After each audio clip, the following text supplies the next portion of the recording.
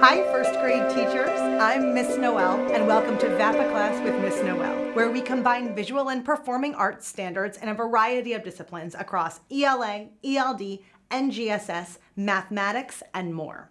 We're also going to talk about how the arts address equity in the classroom, make UDL easier, support social, emotional health and wellness in students, and much, much more. I'm really glad you're here.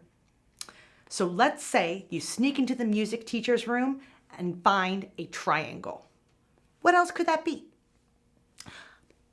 Put it on your head and sing, "Happy birthday to you." Well, it's a birthday hat. Put it this way. And now it's a trumpet or a horn. Maybe it swims like this. Da-na, da-na. Now it's a shark fin.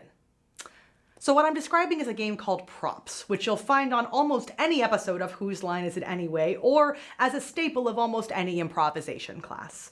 It's a fantastic way to get children to think outside the box when it comes to objects and their function.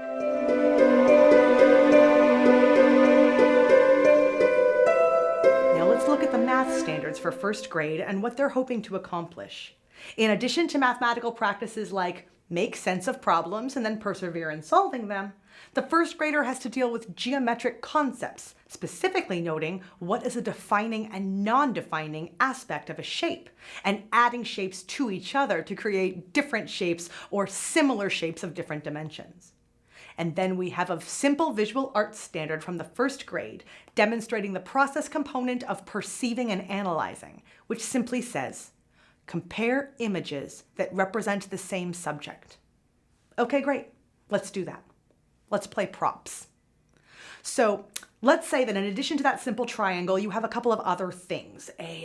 Maybe a formless, flexible square scarf. You have a cylindrical wooden dowel. You have a large round plastic ring. You have a square yet formless bean bag like a juggling ball, a perfectly square block, and a perfectly round ball. Now, Miss Noel is a parent and a music teacher, so all of these things are readily available to me, but other options are generally available to you in your house or classroom.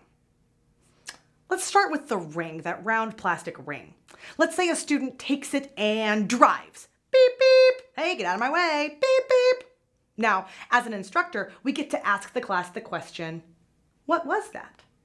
A steering wheel? Great. Now, what are the attributes of a steering wheel? It is round and it is flat, almost two-dimensional. The ring is a perfect example. Now, let's say another student holds the ring up like this, looks up into like it's the sky and says, wow, Mars looks awfully close today. So we get to ask, what are the attributes of a planet? Round, yes, but not flat. Is there another prop amongst what's there which might better portray Mars? Are there two props together which may better portray Mars? And why? Maybe they'll pick up the ball, but maybe they'll invent something even better out of what's available to them. The goal here is not to get an answer right or wrong.